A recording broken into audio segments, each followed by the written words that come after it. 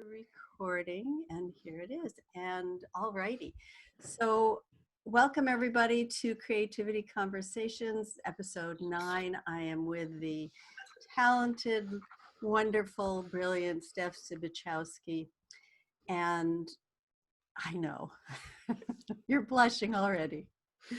I'm going to read Stef's bio. I'm a coach, business consultant, trainer, international speaker, and founder of Your Unlimited Potential. He's also a dad and a musician. And Stef shares a simple but powerful understanding of how the mind works and the truth of who we really are. Let's see. Okay, I'll keep going.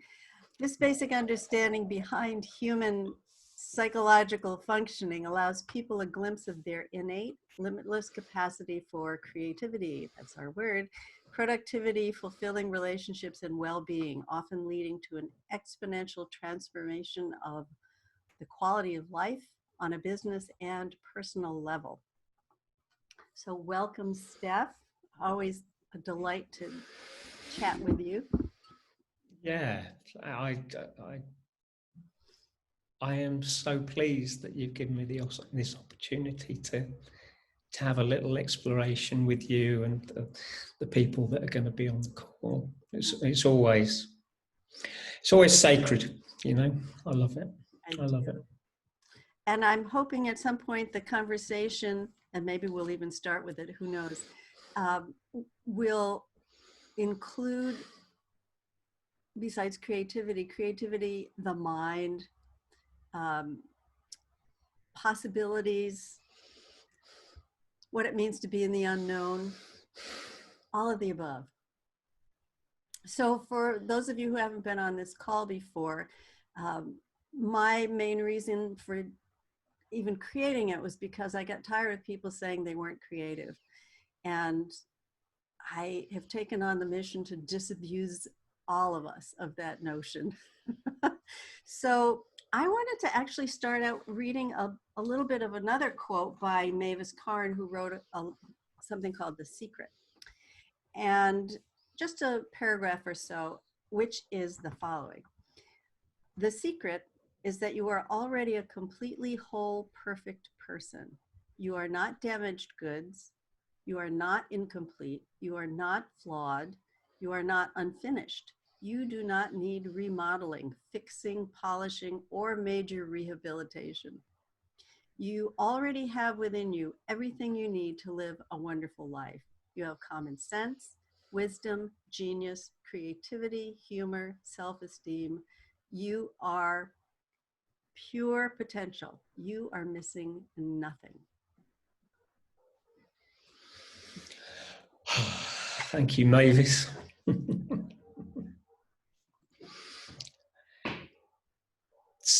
So, what do you think she's talking about there? Or how do you see it?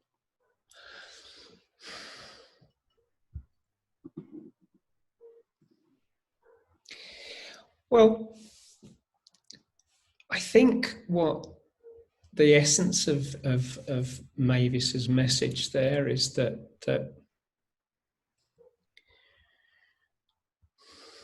we're playing a bigger game, you know, than our personal idea of who we are, our collection of psychology and conditioning and our personal idea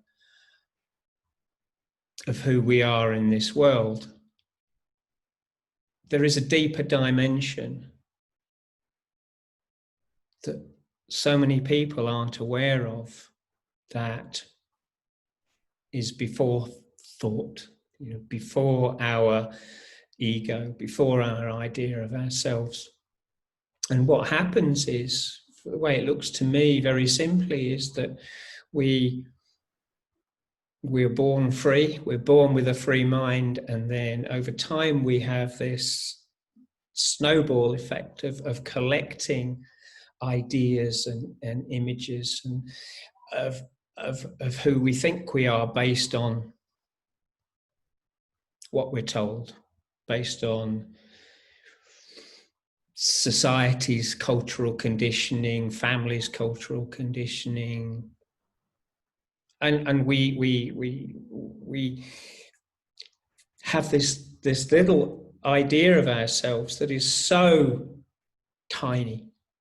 We have this little jail of a little prison that we live our life in based on what we think we're capable of, based on a limitation of possibilities of what our potential is. And we lovingly create this jail, this prison. And sometimes, every now and again, we find there's a way to do something new that we didn't think we could do, but then we still go back to our little box of limitations and live our life from there. And in that little box of limitations is this idea that we're not good enough, that we're not worthy, that we don't love ourselves. And I think that is true for everybody. I think we all kind of have some aspect of limitation. And what Mavis is saying to me is that little box of limitation is so far, so not who we are really. Is that once we begin to understand how our mind works, once we begin to see the box for what it is, then all of a sudden there might only be a small crack, but we see the possibility, we see hope for, actually, I'm not this person that can't talk to businessmen. I'm not this person who can't have a relationship, or I'm not this person who's not able to create, not able to find a way of expressing myself. Because I love the John Lennon quote, every child is an artist until somebody tells them they're not. Mm. That's so simple and it's so true. And that's the conditioning right there. So we stop looking. Once we believe our conditioning, we stop looking. And when we start looking again, the potential, the possibility for expression, for life to create through us, rather than us having to be the ones to do it from our little box. When I've been a musician since I was about 12 years old. I play drums. And I remember the pure joy that I used to have when I started playing. I didn't have a drum kit, so I used to practice on my bed for hours and hours and hours a day.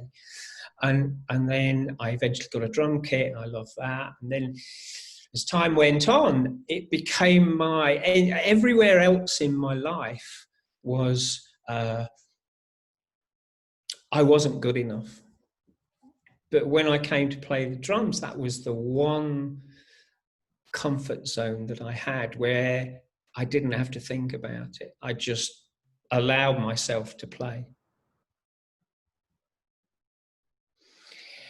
And I think what happened over time is that, eventually I kind of did it to earn a living. So all of a sudden there was the pressure of that.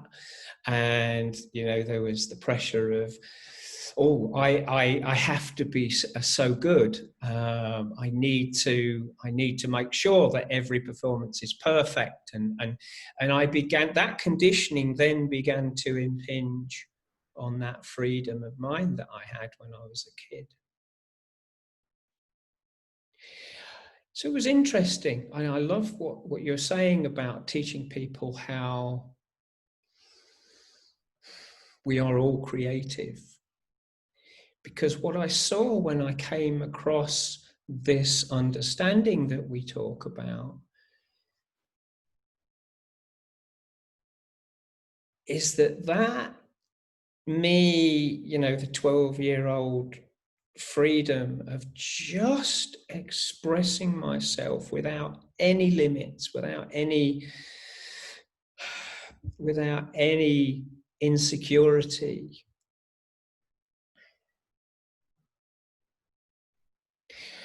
is possible in every area of life. I thought that was just my place. I thought that was just my place of comfort. But as I began to see how I'd been limiting myself in life, there was a crucial point where I began to see that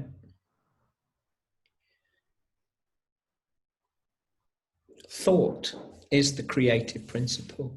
I began to see that in every single moment of every single day, there is creation happening. Everything from this conversation is creation. Everything that people on this call might be thinking is creation. It's happening all the time because we are an expression of life, and life is just abundant creativity. We can't not create. So I love what you're saying, and what it's making me think about, and by the way, Stef and I could talk for hours, but we're going to chat for another, 15, 20 minutes or so, and then open it up to those of you who are listening on the call. I used to think that long ago I heard this phrase, make your life a work of art, and I thought, oh my God, how pretentious is that? Like, what does that mean? It just seems preposterous. But if everything is creative, if we live in a creative world, if every choice that we make is a creative act, that something comes out of nothing, that we combine something new, seeing new possibilities, the way you and I were talking about, then that's actually really possible without all the drama and the self-consciousness and the I have to do it all myself. Oh, I love that. I love that.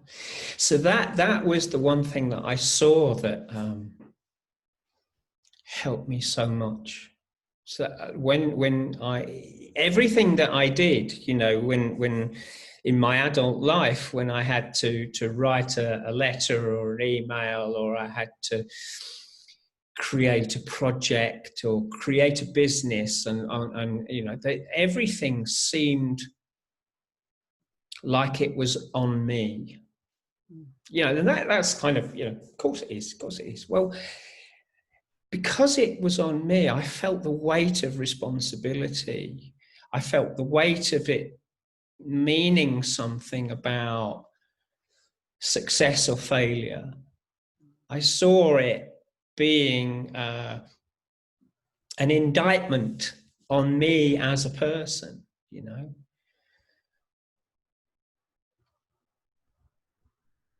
And what changed for me with the understanding of seeing that we are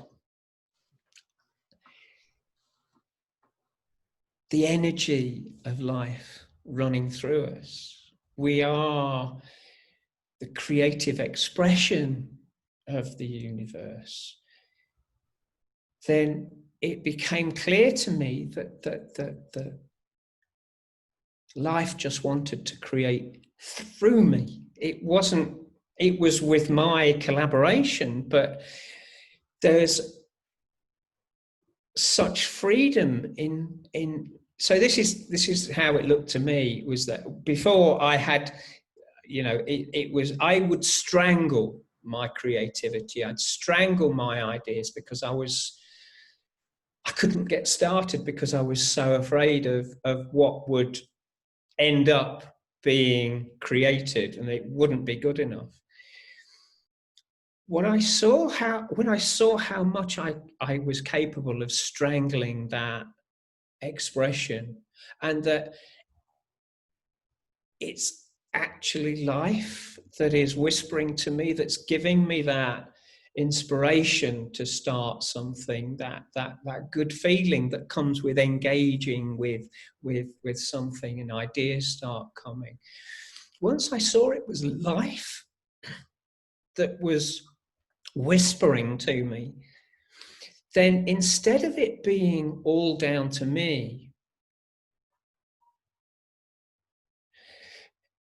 I just got curious about what life wanted. And for me, there's such a polar difference between my responsibility and just getting curious to what life wants. Because when I get curious, I've got nothing on it.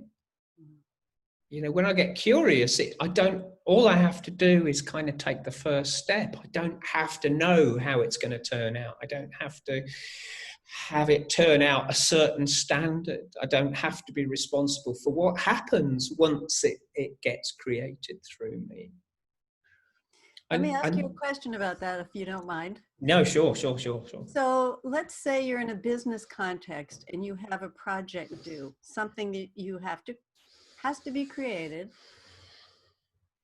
Let's say you're not steeped in this understanding that you're sharing. How does one begin to do that? How does one begin to put aside, how is this going to look? Is it going to be well received? Where am I going to come up with the ideas for this? How long is it going to take? How do we separate from that in your experience? So, in my experience,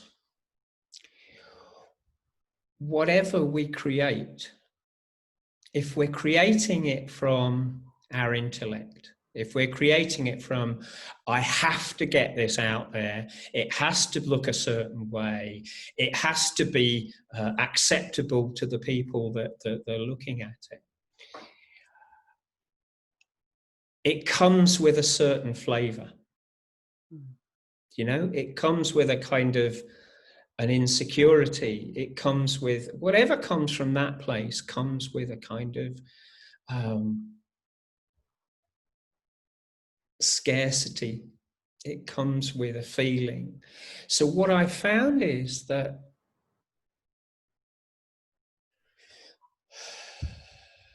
I know for sure that if I tap into that deeper dimension of myself, if I get quiet and am prepared to just start, whatever comes in that place, just start, not have any, not get waylaid and kind of distracted by what I see as being pressure. If I just start from that place and just follow one step after another, this is what I've found, is that anything that gets created from that place, whether it's an email, whether it's a book, whether it's a painting, whether it's a project, anything that gets created from that place connects with people. Maybe not everybody, but there's a feeling to it that resonates with people in that deeper dimension in them. From that space in them, there's a quality to it that people resonate with. It's like that space in us is talking to that space in them. That space in us is whatever we've created is waking that space up in them. And I found that to be magical. I found that to be art. You know, when people look at a painting and they connect with it, they feel something. You can talk about the quality, you can talk about the technique, but there's an indefinable feeling that comes with something when you connect with it, when you connect with the space from the artist, when you connect with the space, when somebody is, you know, putting a business together, and there's a feeling, if it's coming from this space, that connects on a deeper level than the intellect. And I've seen that in every area of life. So, playing a little bit of the devil's advocate, what does it take to do that? To say, oh, well, I'm just going to let it come through. And what happens if nothing comes through and you've got a deadline? So I really am trying to put some regular down to earth life experience. Yeah. So my experience is, if I am under the cosh to create something and there is a time limit, I have a habit of putting it off, procrastinating. I have a habit of not engaging with what needs to be done, because it feels like my mind is saying, this is a should, this is something you have to do, this is something you need to do, you know, for your image's sake, you know, so that people will appreciate you. And so what I've found for me is that feeling that comes with that, the feeling of pressure, the feeling of worry, is an indication that I am not in tune with life. I'm not in tune with that energy that wants to come through me. So that feeling is a warning sign. You know, it's saying whatever comes out of this is probably not going to be as good as it could be, not going to be as impactful as it could be. So at that point of that, when I have that sense of that feeling, at some point I can think, you know, sometimes it can go on for a long time, and I try and nothing happens. But at some point, when I see that what's happening is I'm making it all about me. I'm making it about my responsibility and the weight on my shoulders. Once I see that, then I begin to fall out of it. I can see the efforting, and I fall out of it. And then that question, that curiosity comes in. So what if I just start with the first sentence, or the first brushstroke, or the first idea? It doesn't have to be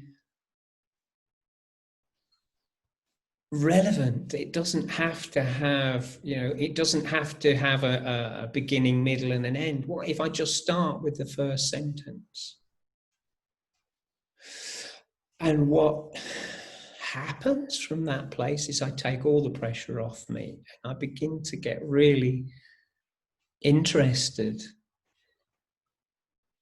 in what occurs to me from that space. And just that thing about just starting it.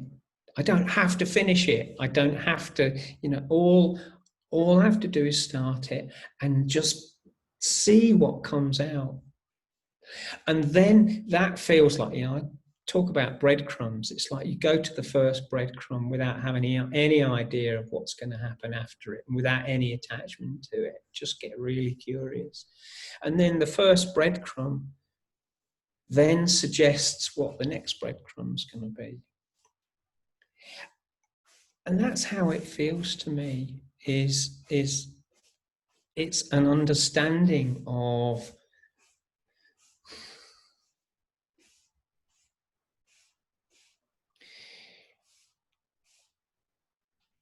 what pressure is. It's understanding what my ego is, and seeing that in terms of creativity, that's what strangles it. There is a place where we can go when we recognize what's happening, that feeds the creativity instead of strangling it. So what I hear in this, which sounds really cool to me, and I think it's true, is that we actually use what we have. We use see if I can say this. We use our bodies as a gauge. Which includes what thinking is getting in our way, as well as how it feels.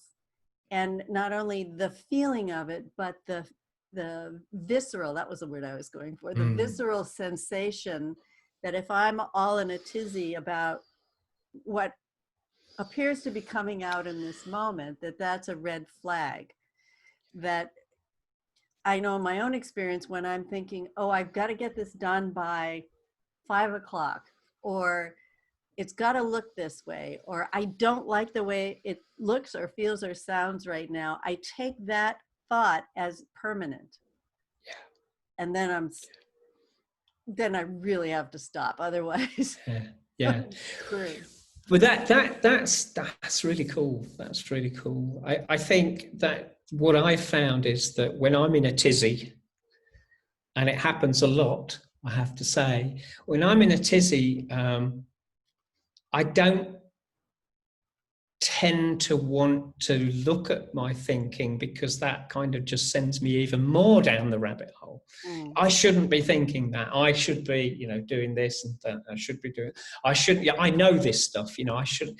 It just kind of, I make meaning and significance of the noise in my head, instead of when I get the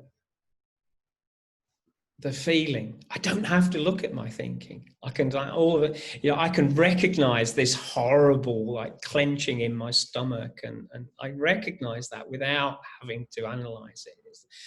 For me, that's the beauty of the design,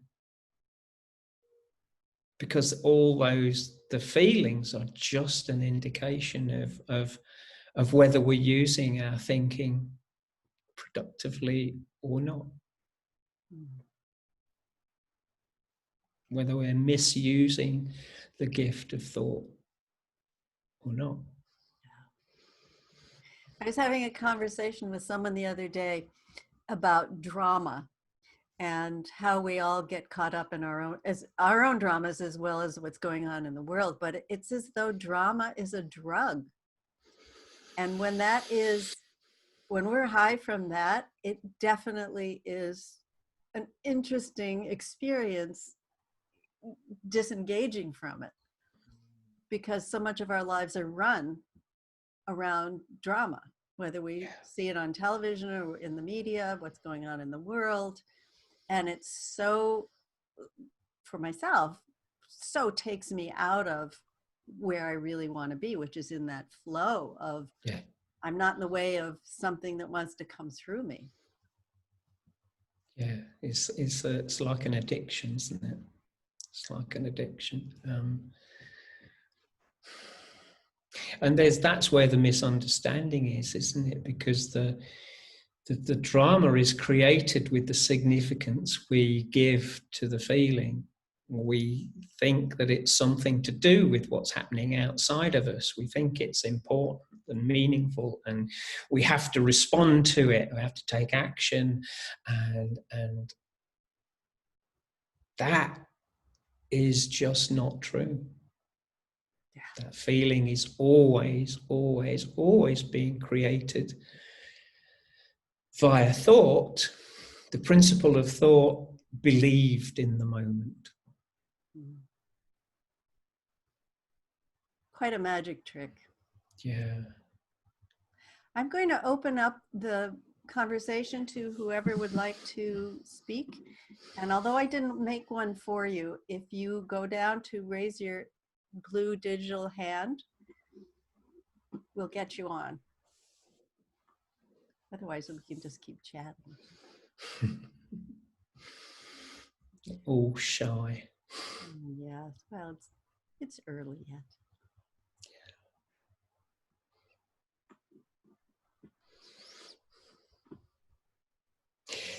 I think the other thing that just occurred to me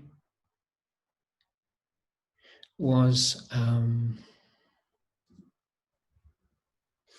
it seems to me the difference between when I'm trying to create something from my intellect and from my ideas of what should happen and what it needs to happen in a certain time, then in that space, I am not necessarily available to the moment.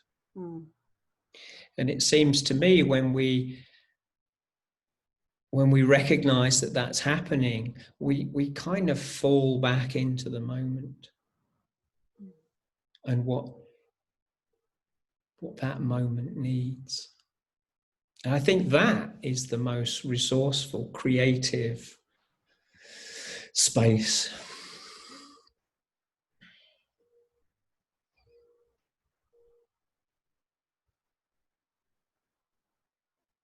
That's why things come so much easier in that space, in that moment. Because there's nothing in the way, there's no second guessing, there's just whatever wants to come through with no inhibiting it. Just the next breadcrumb. Do you think this is a cultivated response to life, this approach that you're suggesting? I mean, is it something that takes a lot of practice to be able to fall back into that space of hands off?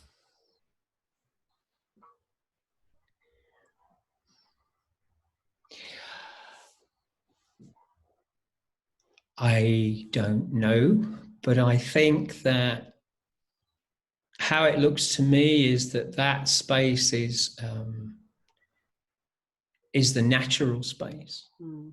That's the space where that life is always trying to bring us back to.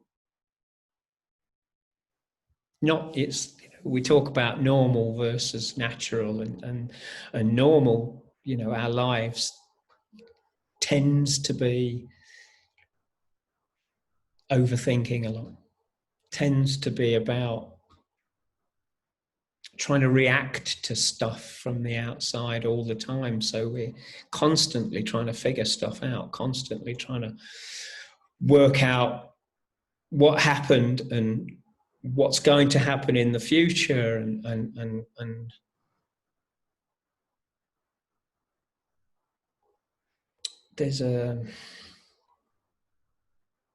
we're designed for this moment. Mm. We're designed to be absolutely genius, brilliant in this moment.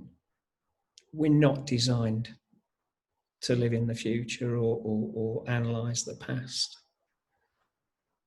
Those don't exist. We are designed to be perfectly creative, resilient, and powerful in this moment. That's natural. So I think, to answer your question, I think the more that we experience this, and everybody experiences it, they just don't really know what it is. You know, everybody has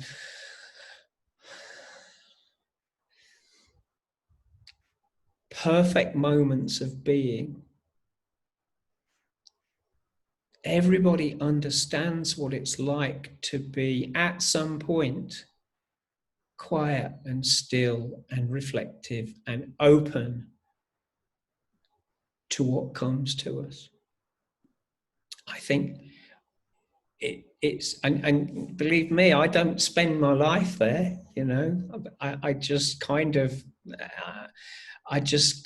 see it more often, catch myself more often.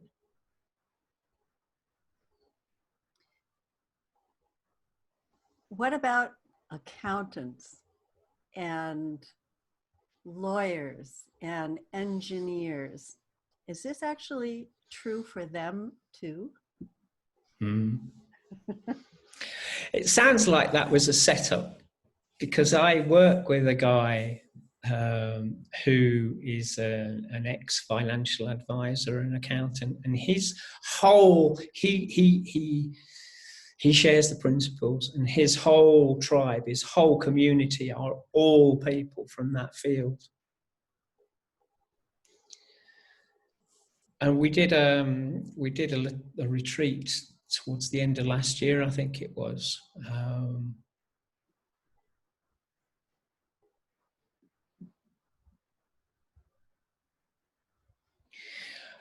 And we did exercises.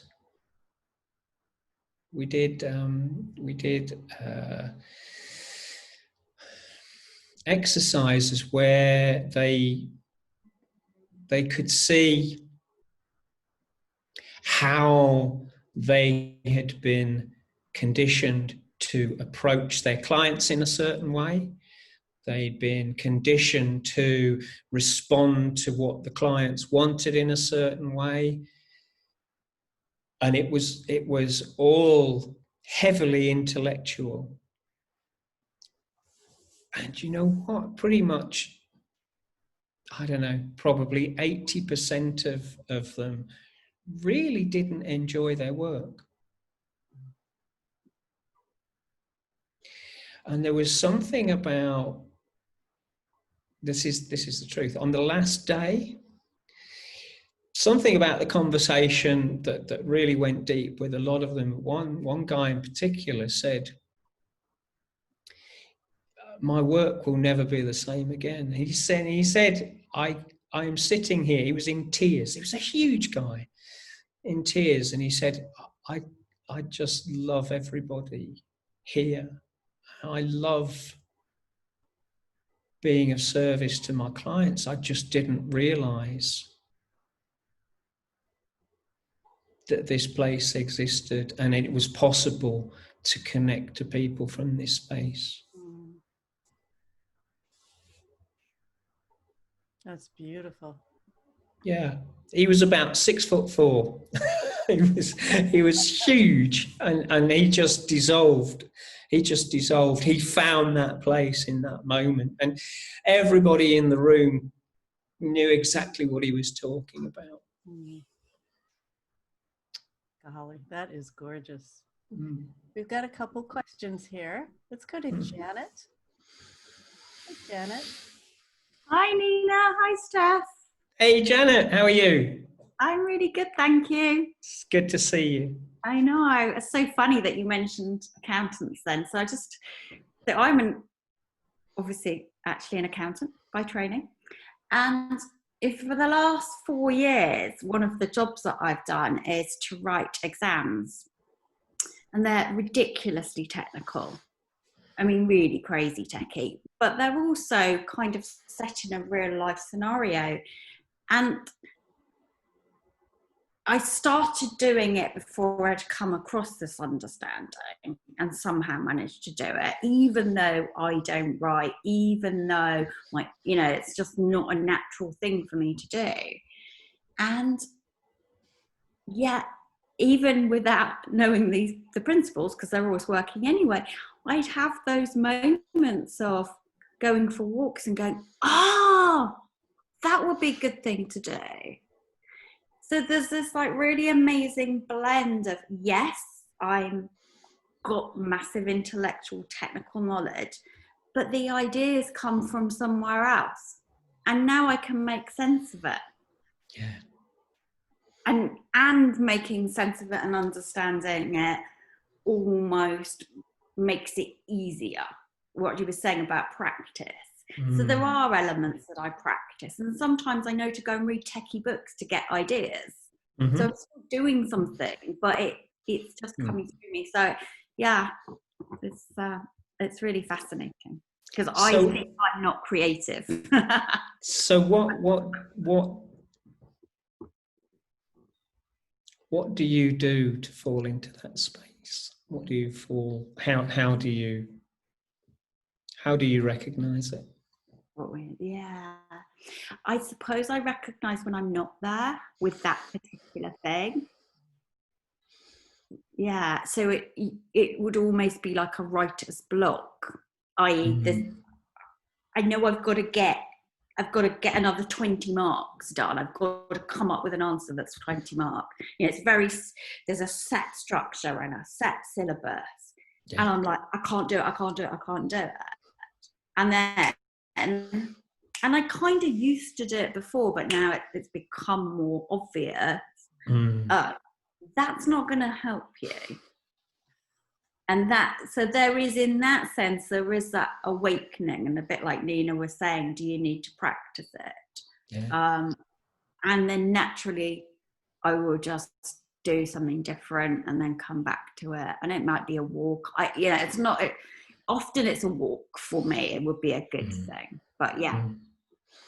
So you understand that feeling of trying to dig into it. And I can't do it. Yeah. Okay, at some point you see yourself doing that, or you feel yourself doing that, and then you take your hands off the steering wheel, and it's cool, isn't it? Yeah. And it might be I then go and read an article. Yeah. Because it's not that it all comes, but that initial taking the hands off and then, I know that would be a good, or ask, there's some other inspiration. So yeah, that's beautiful. Thank you. That's a really good example. Yeah, it is cool. And I'm now creative. Yay, you were always creative, you just didn't know it. Exactly, Nina. Yeah, perfect. Thank you. And do you love what you do more, Janet? Yeah, I do actually. I mean, there's still, I love coaching and I'm kind of loving the blend. But when I'm actually teaching and when I'm doing my exams, when I'm writing exams, actually there are bits of it I blooming hate. But I'm fine with that. It's just one of those annoying kind of things. And then you get to the end and you're like, okay. So it's not, it's life, isn't it? Who would sit? I don't sit in a blissed out state any day, but yeah. Perfect. Thank you. Lovely. Bless you. So good to see you. Yes. Yeah. Thank you. Let's go to Martin. Hey, Martin. Hi, hello, Nina. Martin. Hi, Steph. Can you hear me this week? Yes, perfect. I can hear you. Thank God. Last week I caused all sorts of problems on this call because I was at my restaurant working and didn't have the internet connection, but I'm glad you could hear me now. And Steph, I love that you mentioned John Lennon. You could kind of see there you go. That's a synchronicity. Very big. Me and Nina talked about that a lot on a previous call, so I'm glad you brought him up. But what I wanted to ask was something I actually had a conversation about yesterday, was when you catch yourself kind of thinking about you're somewhere else. So you're not in the present. So maybe you're thinking about, what you're having for dinner, or that's at least me. I'm always thinking about food. So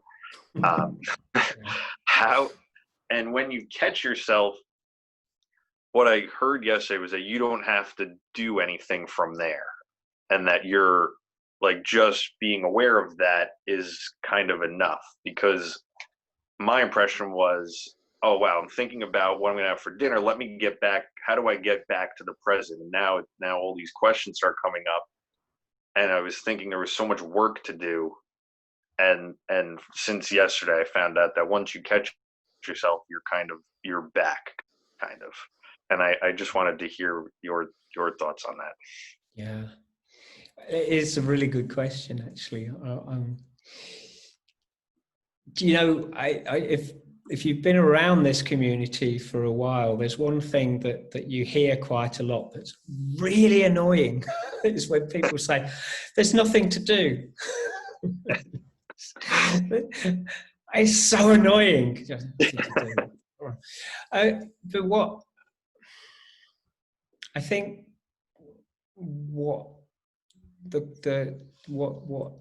what's interesting is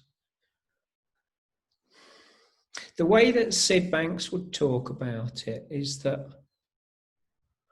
once you see thought, once you see what you're doing to yourself, once you see how you're distracting yourself and creating this moment that is maybe not helpful. The word seeing is huge, because he used to say, well, it's not seeing but seeing, and what that means is that there's a recognition on a deeper level what's going on, and lots of people describe it in different ways, but it's like Sid Banks would say, when you see what's happening, you fall out of your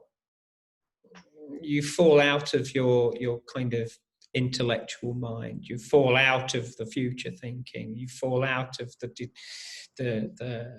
distraction. And because what I was saying earlier was, your mind is always bringing you home. It's our natural place. This present moment is the only moment there is. So once you just get a glimpse of what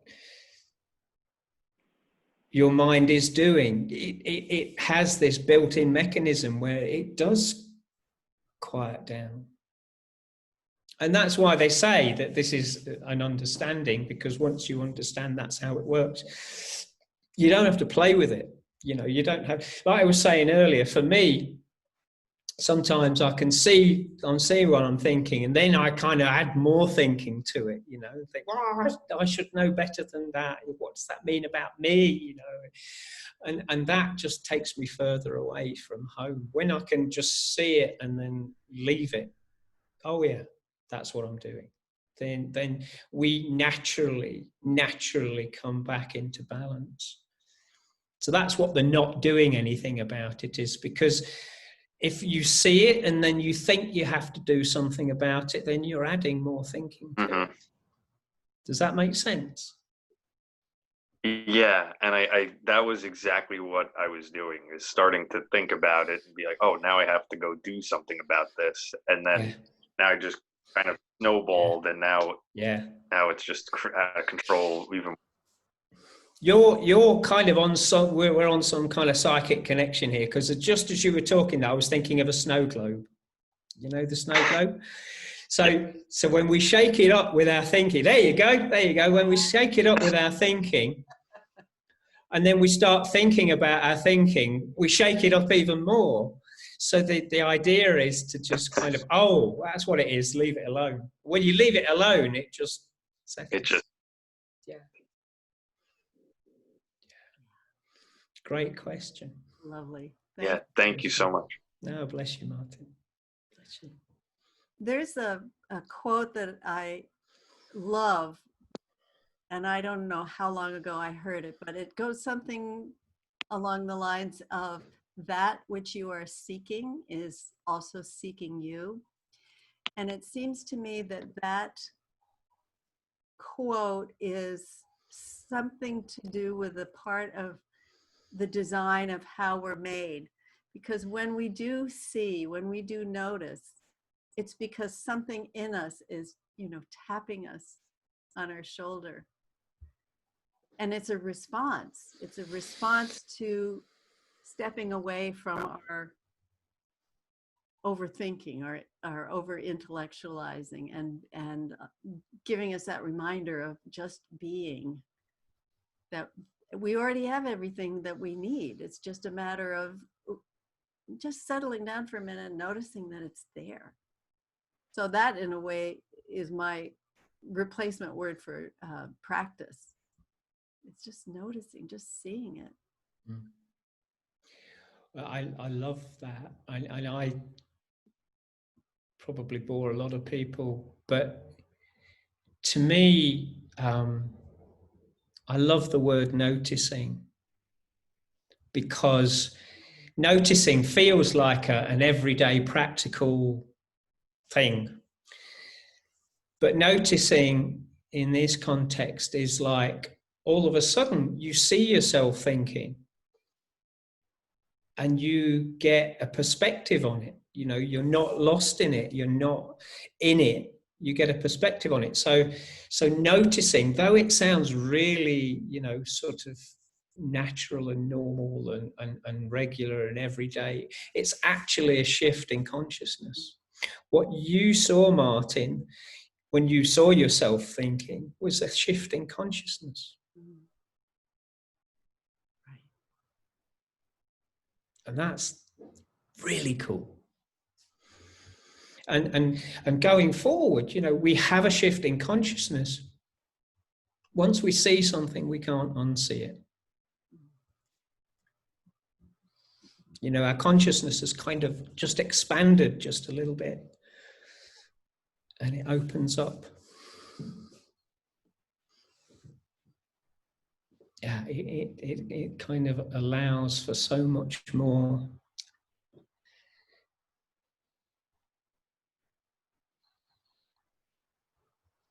I don't think of the word I'm trying to think of, but it gets easier, Things just get lighter, things flow more.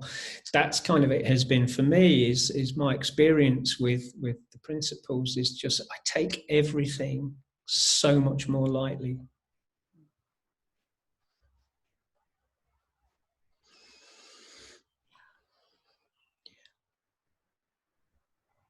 If we knew in those moments that we get really stuck, that we already have everything we need, and the more we do know that, it seems the easier it is to step back. Yeah.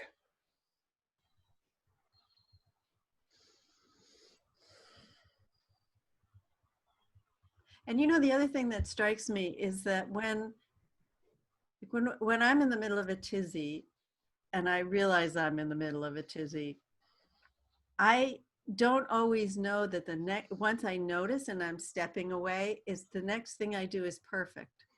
Whether it's get a glass of water, read a book, take a nap, walk around my room, get up from the table and away from the computer, it's the exact perfect thing. So many times I've heard people say, well, I have to finish this. I've got to get this done. And yet, how do we know that getting up, moving, isn't going to make space for a new idea to come through, something that we've wanted to do? Like, didn't Einstein take naps a lot?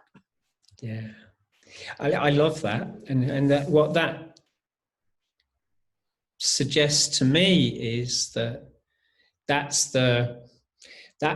as well is the kindness of the design, the beauty of the design is that what happens when we fall into that place is that our intuition, our wisdom, our guidance system is bubbling up all the time. It's always there. And then, so if it occurs to us to get up and have a glass of water or go and have a walk like Janet did or whatever. That when you say it's always perfect, that is why, because it's life guiding us to do what we need to do next. That's the next breadcrumb, you know, to allow us to be open. I love that. I love that. And it's, you know, I just know for myself, sometimes when I get up and I think, I don't know what to do right now, but something is moving me somewhere. So I don't have to know in here intellectually what it is. Yeah. Just that sheer act of moving differently, being differently, going somewhere else, doing something else. It's already built in, and that's pretty mind-blowing. Yeah, and that curiosity about, it seems I'm going to be going for a walk now. I wonder what that's about. You know, there's a feeling for me of if I am being animated by life, if the spark of life within us is what animates us, is what breathes us, is what beats our heart, it makes total sense that we get, when we're in tune with life, it moves us. It's what the moment needs.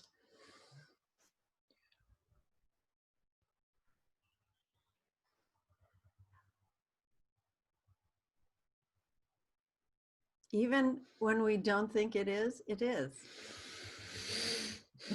That's what's so mind-blowing. It's just my mind is a filter thinking, well, this can't be what I need. I'm supposed to be doing this. Yeah. But it's actually something else going on, bigger, as you were saying in the earlier part of the conversation. There's a bigger game being played. Yeah. I just read something this morning, a poem by Mary Oliver, and she said, "We stand in conversation with worlds larger than our own." Boy.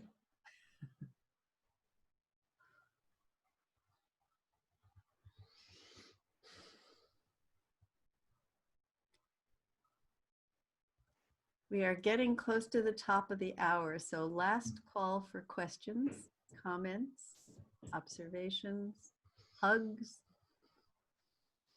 love.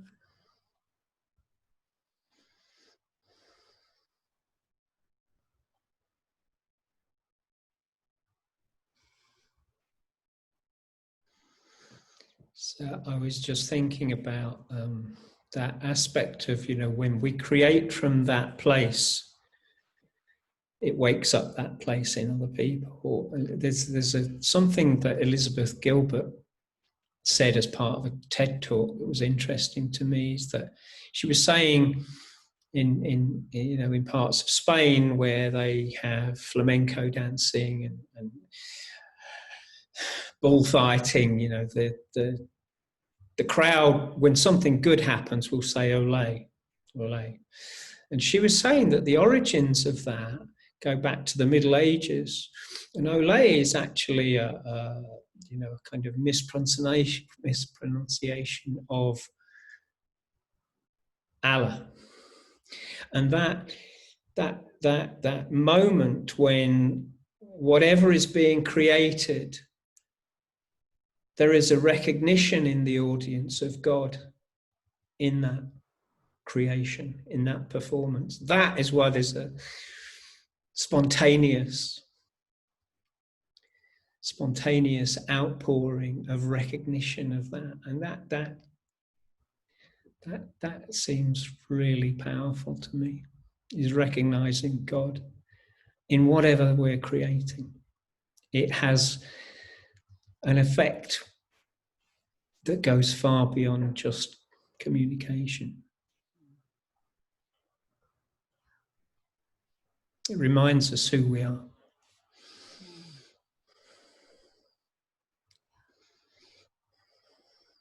And we need that more than ever these days. We do. So here we are at the top of the hour. Stef, where can people find you, find more of you, more of what you're doing? Okay, so I have a Facebook page, a Facebook group called Your Deepest Potential, where there's lots of videos and stuff on there. But if people want to email me, my email address is, it's a long one, is Stef, S-T-E-F, at yourunlimitedpotential.co.uk. Lovely. I'd love to hear from anybody on the call. It would be beautiful to have a conversation. I'd love that. Good. And so take him up on it. You won't regret it. Thank you so much, everyone, for being here. Thank you. Thank